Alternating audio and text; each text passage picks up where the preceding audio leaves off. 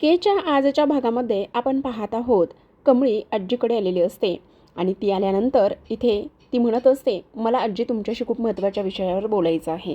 तेव्हाच अन्नपूर्णा म्हणतात, बोल ना, कोणत्या विषयावर बोलायचं आहे? तेव्हाच कमळी म्हणत असते, आजी तुम्हाला एक गोष्ट सांगू का, मी ना इथे जनरल सेक्रेटरीच्या उमेदवारी पदासाठी उभी राहिलेली आहे आणि मला त्या इलेक्शनमध्ये भाग घेतल्यानंतर तुम्हा सगळ्यांचा आशीर्वाद हवा आहे. पण मला तुमचं मत जाणून घ्यायचं आहे, मी जे करायले ते योग्य तर आहे ना? आणि तेव्हा हे सगळं कमळीच्या तोंडून ऐकल्यावर इकडे रागिनी कामिनीला खूपच मोठा धक्का बसलेला असतो. त्या विचार करत असतात की ही इथे उभा राहिलेली आहे आणि तिकडे अनिका पण आहे, मग आता काय करायचं, असा विचार त्यांच्या मनामध्ये आलेला असतो. खरं तर आता ही अन्नपूर्णाची नात आहे असं ह्यांना वाटत असतं आणि त्यामुळेच त्या अजूनच घाबरलेल्या असतात. तेव्हाच आता इकडे अन्नपूर्णा म्हणतात, अगं हे बघ, तू जो निर्णय घेतला आहे तो योग्यच आहे, तुला असं का वाटते? तेव्हाच कमळी म्हणते, आजी त्याचं काय आहे ना, एकतर हे बघा, मी गावाकडून आले, गरीब घरातली आहे आणि ह्या सगळ्या गोष्टी असताना माझ्याकडे ही निवडणूक जिंकण्यासाठी लोकांना पैसे देण्यासाठी नाही आहेत. तर इकडे अन्नपूर्णा म्हणतायत, हे बघ, तुला असं का वाटतंय की तू गरीब आहेस म्हणून? तुला असं का वाटतंय की तुझ्याकडे काहीच नाही म्हणून? तुझ्याकडे खरेपणा आहे, तुझ्याकडे तुझं कर्तृत्व आहे. ह्या सगळ्या गोष्टीमुळे तू इथे हे सगळं जिंकूच शकतेस ना, आणि तुला स्वतःला कमी लेखून घ्यायची, गरीब म्हणून घेण्याची काही गरज नाही आहे बाळा, असं अन्नपूर्णा कमळीला सांगत असतात. आणि तेव्हाच अन्नपूर्णा मनामध्येच बोलत असतात, अगं तुला कुठे माहिती आहे, ह्या सगळ्या प्रॉपर्टीची मालक तू आहेस, ह्या सगळ्या संपत्तीची मालकीण तू आहेस, वारस तू आहेस आणि तू हे सगळं स्वतःला अशी गरीब समजतेस. जेव्हा तुला हे समजेल तेव्हा तुला काय वाटेल, असाच अन्नपूर्णा इथे विचार करतात. तेव्हा आपण पाहतो, कमळी पुन्हा म्हणत असते, पण आजी खरं खरं सांगा, नक्कीच ना मी ह्या निवडणुकीमध्ये भाग घेऊ शकते ना? तेव्हाच त्या पुन्हा म्हणतात, हो गं, नक्की घेऊ शकतेस. आणि तेव्हा अन्नपूर्णा पुन्हा विचार करत असतात, आज खरंच किती आनंदाचा दिवस आहे. माझी नात माझ्या घरी आलेली आहे आणि हे तिला माहिती नाही आहे, काय करू मी, तिला सांगू का ह्या सगळ्या गोष्टी, असाच ते विचार करतात. आणि तेव्हा लगेच समोर बसलेल्या कमळीच्या तोंडावरून अंजरत गोंजरत असतात. आपण पाहतो इकडे कामिनीला खूप राग येत असतो. ती इथे विचार करत असते, आता किती माया करायची, काय करायची ते सगळं करत राहा, पण बघ आता थोड्या वेळाने काय होणार आहे. तेवढ्यातच अन्नपूर्णा इथे सरिता मावशींना खीर आणण्यासाठी सांगतात, पटकन ती खीर घेऊन या बरं. तेव्हाच कमळी म्हणते, खीर, आणि ती कशासाठी? अगं मी शेवयाची खीर बनवली आहे, मग तीच तुला खाऊ घालायची आहे, काय सांगताय काय? पण हे समजा कशासाठी? अगं बनवली होती अगोदर, तू खाऊन तरी बघ. आज आता अन्नपूर्णा म्हणतायत, हे बघ तुझं तोंड गोड करते, तू इथे इलेक्शनमध्ये भाग घेणार आहेस ना? मग तेव्हाच जेव्हा खीर हातामध्ये येते तेव्हा कमळी त्यांच्या हातामधला बाऊल आणि चमचा दोन्ही काढून घेते. आता गडबडीने स्वतःच खायला लागलेली असते. आणि तेव्हा लगेचच आता इकडे कमळी म्हणत असते, आजी सॉरी हां, ते काय आहे ना, शेवयाची खीर मला लय आवडते बघा, आणि त्यामुळे मी लगेचच त्याकरिता माफ करा, हे घ्या, असं म्हणून ती पुन्हा इथे अन्नपूर्णाच्या हातामध्ये इथे खिरीचा बाऊल देत असते. अन्नपूर्णाच्या हातामध्ये खिरीचा बाऊल दिल्यानंतर आपण पाहतो की इकडे आता लगेचच अन्नपूर्णा म्हणत असतात, असू दे, त्याने काय होतंय, त्याने काही एक होत नाही, तू ज्या काही या गोष्टी करतेस ना त्या चांगल्यासाठीच करतेस बघ, असं सुद्धा इकडे त्या बोलत असतात. तेव्हा आपण पाहतो की इकडे आता कामिनी मनातच म्हणत असते, अगं म्हातारे, आता तू एकदा का तू खीर भरवलीस की सगळं काही होणार आहे, तू फक्त खीर भरव, मग बघ तुझा पत्ता कसा कट होतोय. आणि एकदा का तुझ्या ह्या नातीचा पत्ता कट झाला की मग नंतर बस इथे पश्चाताप करत, बस रडत, सगळं काही करत तू बस, कारण त्याने काय होणार आहे, तुला फक्त आणि फक्त पश्चातापच करावं लागणार आहे आणि स्वतःच्याच हाताने नात मारल्याचं इकडे तुला दुःख सहन करावं लागणार आहे, असंच आता इकडे कामिनी बोलते. तर इकडे सरूला आता पाल अंगावर पडलेली असते, त्यामुळे तिला अपशकुन होतोय असं वाटतं आणि त्यासोबत कमळीवर कुठलं तरी मोठं संकट येणार आहे याची सुद्धा जाणीव होत असते, सुद्धा भास किंवा संकेत येत असतात. तेव्हा आता इकडे देवी तुळजाईच्या फोटोसमोर इथे हात पकडते आणि हातावरच इथे कापूर पेटवत असते आणि म्हणत असते, देवी तुळजाई, काही जरी झालं तरीसुद्धा माझ्या कमळीवर आलेलं संकट तू दूर कर, काही जरी झालं तरीसुद्धा ह्या सगळ्या गोष्टीतून माझ्या कमळीला बाहेर काढ. तुला माहिती आहे ना माझी कमळी कशा पद्धतीने इकडे शहरामध्ये गेली, तिने इथे सगळ्या गोष्टी खूप चुकीच्या पद्धतीने केल्यात. म्हणजे इथे ती मुंबईमध्ये शिकण्यासाठी गेली आणि मुंबईमध्ये शिकण्यासाठी गेल्यानंतर इथे तिच्यावर कुठलंही संकट येऊ नये म्हणून तू तिची काळजी घे. देवी तुळजाई, काही कर, पण माझ्या कमळीला ह्या सगळ्या संकटामधून तू बाहेर काढ. काही कर देवी तुळजाई, काही कर. असं म्हणूनच ती आता धावा घेत असते आणि धावा घेतल्यानंतर आपण पाहतो की इकडे तिच्या हातावर ते जलता निखारा असतो कापराचा. तर आपण इकडे दुसऱ्या बाजूला वळूयात प्रेक्षकांनो. दुसऱ्या बाजूला मात्र इकडे आता कामिनी म्हणत असते, आता खरी मजा येणार आहे. कारण आता एकदा का हे सगळं काही तिच्या पोटात गेलं आणि तिच्या पोटात गेलं की वहिनीची खरी मजा येणार आहे. कारण वहिनीला समजू देत, तिला त्रास होऊ देत की तिने काय केलेलं आहे. तिने इथे दुसरं तिसरं काही केलेलं नाही, तर तिने फक्त आणि फक्त इथे स्वतःच्याच हाताने इथे तिच्या त्या थोरल्या नातीला मारलेलं आहे. असंच इथे आता ती बोलत असते. तर काही मिनिटाचाच इथे प्रश्न आहे. तर इकडे दुसऱ्या बाजूला आता अन्नपूर्णाने खिरीमध्ये चमचा बुडवलेला असतो आणि तो कमळीला देणार असतात. तर इकडे आता लगेचच सरू अगदीच जीवाचं रान करते. खूप कासावीस झालेली असते. देवी तुळजाई, काहीतरी संकेत दे. देवी तुळजाई, काहीतरी संकेत दे म्हणूनच आरडाओरडा करत असते. माझ्या कमळीला वाचव. माझ्या कमळीवर आलेलं संकट तू दूर कर. असंच इथे बोलते. तेव्हाच आपण पाहतो अगदीच काही सेकंदातच ह्या सगळ्या गोष्टी होतात. आता अन्नपूर्णाने लगेचच इकडे तो चमचा तिच्या तोंडापर्यंत नेलेला असतो आणि तो चमचा तोंडावर नेता क्षणी इकडे देवी तुळजाईकडे प्रार्थना, तिकडे कामिनीची इच्छा. तर इकडे अगदीच घड्याळामध्ये अगदीच 2 मिनिटं बाकी असताना अनिकाच्या मैत्रिणी घरामध्ये एंटर होतात. येऊन येऊन येणार कोण, अनिकाशिवाय आहेच कोण, जिंकून जिंकून जिंकणार कोण, अनिकाशिवाय आहेच कोण, असे नारे होत असतात. आणि ह्या सगळ्या आवाजामुळे होत्याचं नव्हतं होतं प्रेक्षकांनो. कारण इथे अन्नपूर्णाच्या हातामध्ये जो खिरीचा बाऊल आणि जो चमचा असतो तो खाली पडतो. इकडे कामिनीचा प्लॅन फ्लॉप, तिकडे सरूची प्रार्थना पूर्ण, तर इकडे अन्नपूर्णा वेगळ्याच विचारामध्ये. कारण आता गुरुजींनी सांगितलं होतं 3 ते 4 या दरम्यानच तुमच्या घरामध्ये तुमची थोरली नात येणार आहे. तेव्हा अन्नपूर्णा म्हणतात, हे देवा परमेश्वरा, तू मला कुठल्या मोठ्या संकटात टाकलेला आहेस. आता मी माझी नात कोणती आहे ह्या सगळ्या मुलींपैकी कोणती ओळखायची, माझी नात कोणती आहे, तर काय करायचं आता, कुठल्या पेचात मला तू पाडलेला आहेस. असंच आता इकडे अन्नपूर्णा विचार करतात. तेव्हाच आपण पाहतो रागिनी म्हणत असते, अगं आई, आता तर 4:45च वाजायला आलेले आहेत. मग मला एक गोष्ट सांग, हे सगळं काय आहे.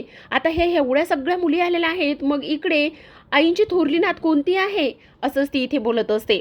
तर इकडे आता हे सगळं होत असताना इकडे वर्षा आलेली असते आणि वर्षाने जो सरूच्या हातावरचा कापूर असतो जळता, तो इथे दूर केलेला असतो आणि तिला म्हटलेली असते, अगं सरू, तू वेडी आहेस का, काय आहे हे सगळं काही, अगं काय करून बसलीस, हे किती हात भाजलाय तुझा गं, असं वर्षा म्हणते.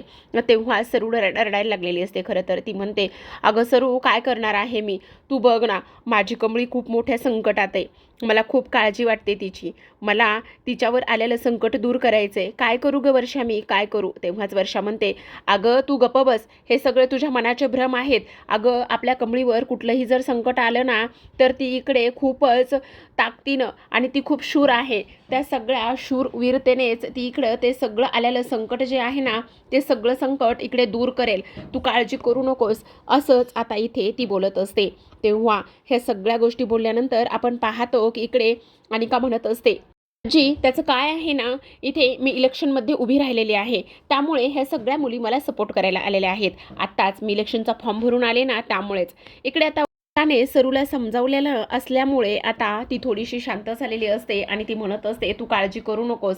ह्या ज्या काही गोष्टी आहेत ना, त्या कमळीपर्यंत पोहोचणार नाही. हा फक्त आणि फक्त इथे तुझ्या भ्रमाचा भोपळा आहे. तू अजिबात काळजी करू नकोस. इकडे आपण पाहतो की आता लगेचच अनिका म्हणत असते, अनिकाशिवाय आहेच कोण. आणि आजी, तुला एक गोष्ट सांगू का, पण ही इकडे काय करत आहे, हिचं काय काम आहे इकडे, असं इथे ती बोलत असते. आणि तेव्हाच ती म्हणते, आता GS इलेक्शनसाठी मी इथे फॉर्म भरलेला आहे ना, मग अख्खी कॉलेजची टीम माझ्या सपोर्टला आहे.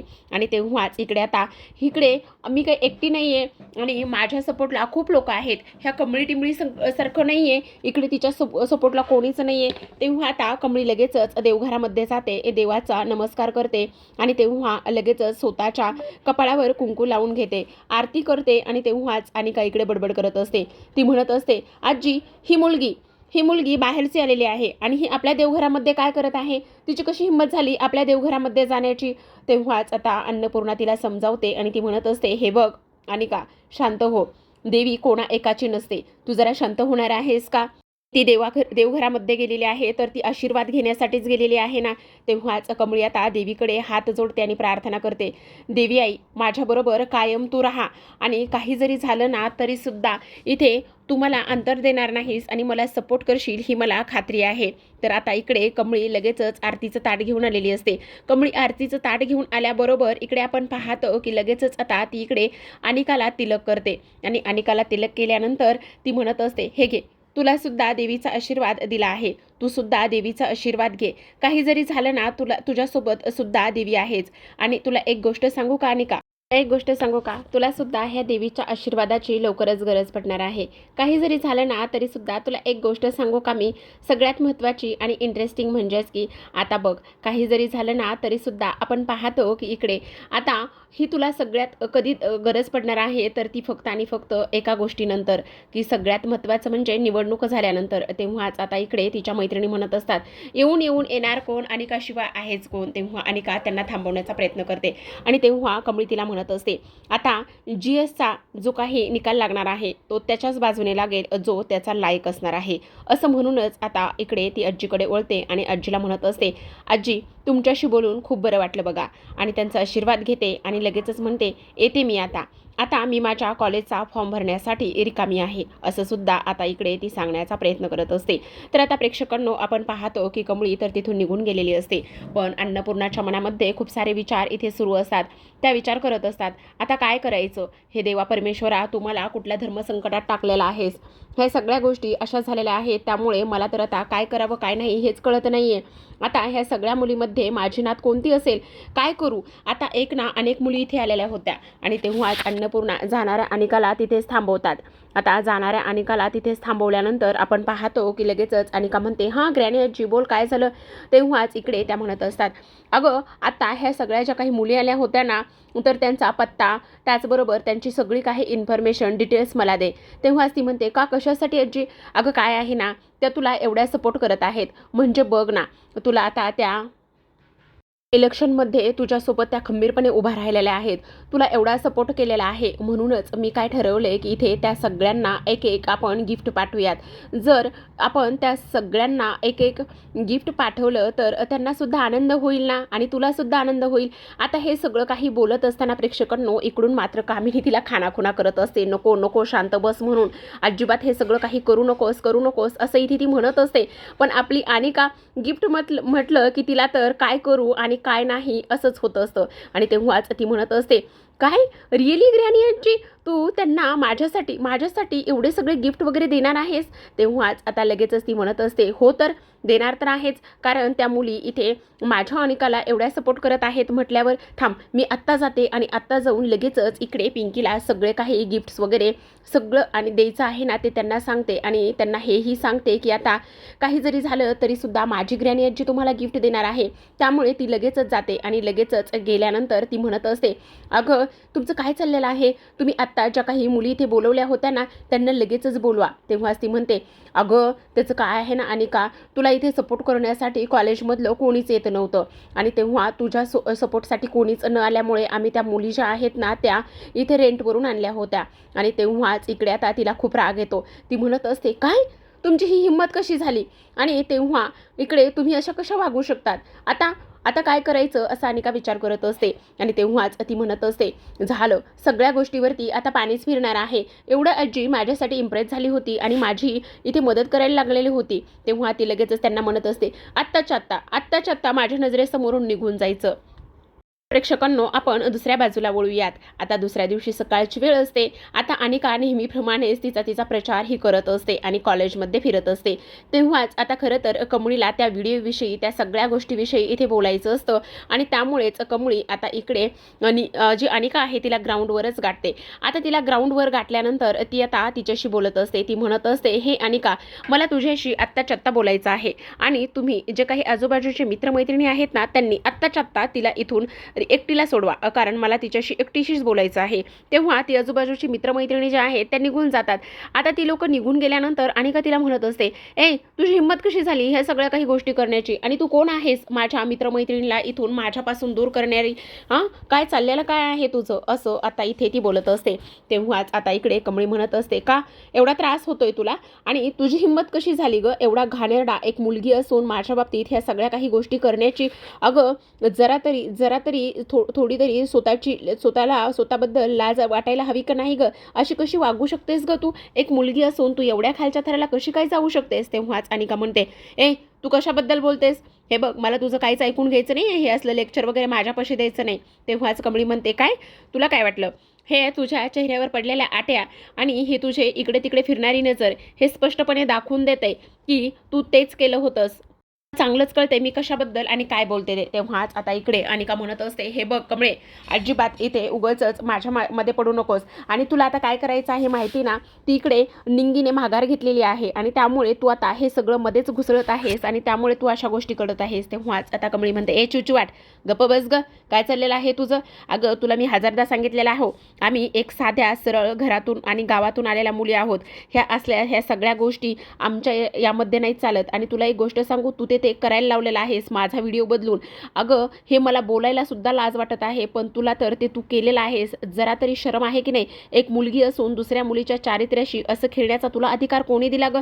हे बघ अनिके, शेवटचं सांगते मी, शेवटचं, जर ह्या कमळीच्या वाटेला गेलीस ना तर मी तुला सोडणार नाही या, शेवटचं सांगते. तेव्हाच अनिका म्हणत असते, ए आता उगाचच माझ्या नादाला लागू नकोसा, आणि नाही त्या गोष्टी मला तुझ्याशी बोलायचं नाही, कळलं तुला. तेव्हाच आता इकडे कमळी म्हणत असते, तुला ऐकून घ्यावंच लागणार आहे, कारण ह्या सगळ्या गोष्टी तू केलेल्या आहेस, आणि पुन्हा इथे हे असलं घाणेरडं राजकारण करू नकोस, आणि त्याचबरोबर इलेक्शन जिंकण्यासाठी तर एवढ्या खालच्या थराला अजिबात जाऊ नकोस. इथे कोणाच्या वाटेला जातेस आणि काय करतेस ही गोष्ट मात्र तू लक्षात ठेव, ध्यानात ठेव, समजलं तुला. आम्हाला आमचा स्वाभिमान, आम्हाला आमचं चारित्र्य हे सगळं महत्त्वाचं आहे, कारण आम्ही इथे शहरामध्ये फक्त आणि फक्त इथे शिकायला आलेलो आहोत, शिक्षण घ्यायला आलेलो आहोत. पण तू इथे काय केलेलं आहेस. अगं त्या दिवशी जर ऋषी सर आलं नसतं तर काय झालं असतं याची जरा तरी तुला आहे का सगळं काही. हे बघ अजूनसुद्धा हे सगळं तुझ्याच बाबतीत झालं असतं तर काय केलं असतंस ग. आता हे सगळं माझ्या बाबतीत झालं आहे, मला विचार करून सुद्धा हैराण होते. मला ह्या सगळ्या गोष्टीतून बाहेर यायला कितीतरी उशीर लागणार आहे, कितीतरी वेळ लागणार आहे विचार करूनच. आणि ह्याच गोष्टी जर तुझ्या बाबतीत कोणी करून घेतल्या असत्या, झाल्या असत्या, तर तू काय केलं असतं अनिका. त्यामुळे अजून एकदा पुन्हा सांगायलंय, माझ्या वाटेला जाऊ नकोस अनिका. सगळ्यात महत्त्वाचं म्हणजे इथून पुढं कोणत्याही मुलीच्या नादाला लागू नकोस. आणि एक गोष्ट मात्र लक्षात ठेव, हे असे पैसे देऊन, गिफ्ट देऊन, त्याचबरोबर एकमेकांना बदनाम करून हे तू असं इलेक्शन जिंकशील ह्या भ्रमात जर असलीस ना तर अजिबात तसं होणार नाही, समजलं. तेव्हाच आता अनिकासुद्धा चिडते आणि अनिका म्हणत असते, बाद झालं तुझं खूप ऐकून घेतला, आता तर मी शांत बसणारच नाही. आणि आणखी एक सगळ्यात महत्त्वाची गोष्ट, माझ्या वाटेमध्ये यायचं नाही, समजलं तुला. जिंकणार तर ही अनिकाच आहे, कळलं तुला. त्यामुळे इथून पुढे माझ्यापासून लांबच राहायचं, माझ्यासोबत बोलायचं सुद्धा नाही, तुझी लायकी सुद्धा नाही आहे ती बोलायची, असं पुन्हा एकदा अनिका कमळीकडे बोट दाखवूनच बोलत असते. आता मात्र इकडे कमळीने एवढं सगळं काही तिच्यासमोर रामायण महाभारत गायल्यानंतर सुद्धा तिला काही फरक पडलेला नसतो. अनिका ती अनिकाच शेवटी. एवढं सगळं होऊन ती तिथून निघून जाते. तर आता आपण प्रेक्षकांना पाहतो की कमळी इकडे अन्नपूर्णाकडे गेल्यानंतर आता खरं तर GSचा फॉर्म ती भरायला आलेली असते आणि तिला खूप ताकद, शक्ती आणि त्याचबरोबर इथे पॉझिटिव्ह एनर्जी सुद्धा मिळालेली असते. आता जेव्हा प्रिन्सिपलांच्या कॅबिनमध्ये असते तेव्हा प्रिन्सिपल म्हणतात, हे काय कमळी, तुम्ही अगदीच कन्फर्म आहात ना, तुम्हाला ह्या GSच्या कॉम्पिटिशनसाठी फॉर्म भरायचा आहे ना. तेव्हाच कमळी म्हणत असते, हो सर, मला नक्कीच फॉर्म भरायचा आहे. असं बोलल्यानंतर आता सर म्हणत असतात, पण पाहतो की आता प्रिन्सिपल म्हणत असतात, तुम्ही तयार आहात ना. आणि तेव्हाच इकडे आता तेवढ्यात ऋषी आलेला असतो. ऋषीच्या हातामध्ये खरं तर एक फॉर्म असतो आणि तो फॉर्म इथे आणल्यानंतर त्या फॉर्मवरती इथे प्रिन्सिपलांच्या सह्या लागत असतात. तेव्हा आता इकडे तो म्हणत असतो की ह्या सह्या तुम्ही करून द्याल का. तेव्हाच आता इकडे प्रिन्सिपल म्हणतात, खरं तर निवांत वगैरे ह्या सह्या केल्या तर चालेल का. आता इकडे कमळी मोहिते, तुम्ही ह्याच्यावर सह्या करताय ना, तुम्हाला यामध्ये हा फॉर्म भरायचा आहे ना. तेव्हाच ऋषीला समोर पाहिल्यानंतर कमळीला तिच्यावर झालेला अत्याचार, त्याचबरोबर इकडे निंगीसोबत झालेली मारामारी ह्या सगळ्या गोष्टी आठवतात आणि इकडे अनिका तिला बोललेलं ते सुद्धा आठवतं. इथे लायकी नसताना फॉर्म भरायचा नाही, गावाकडून आला आहात तर गावाकडेच निघून जायचं, त्याचबरोबर आपल्या लायकीत राहायचं. आणि सगळ्यात महत्त्वाची म्हणजे आपल्याला परवडतील तशीच कामं आपण करायची, एकतर गावाकडे निघून जायचं किंवा गोबर उचलायचं किंवा आमच्या सारख्या लोकांच्या घरामध्ये येऊन अशी मोलकरणीची कामं करायची असं अनिका बोललेली असते. आणि तेव्हा लगेचच कमळी म्हणत असते. तेव्हा प्रिन्सिपल सर म्हणतात, का काय झालेलं आहे, तुम्ही साईन करताय ना? तेव्हा लगेचच कमळी हे सगळं आठवल्यावर म्हणत असते, हो सर साईन करते. आता लगेचच कमळीने त्या पेपरवर साईन केलेली असते फॉर्मवरती. आणि लगेच इकडे ऋषी तिथून निघून गेलेला असतो. ऋषी तिथून निघून गेल्यानंतर कमळी जाणाऱ्या पाठमोऱ्या ऋषीकडे पाहतच असते. तर आता प्रेक्षकांनो, ऋषी आणि कमळीमधलं नातं अबोला हा किती दिवस राहील पाहूयात येणाऱ्या पुढील काही भागामध्ये. तोपर्यंत धन्यवाद.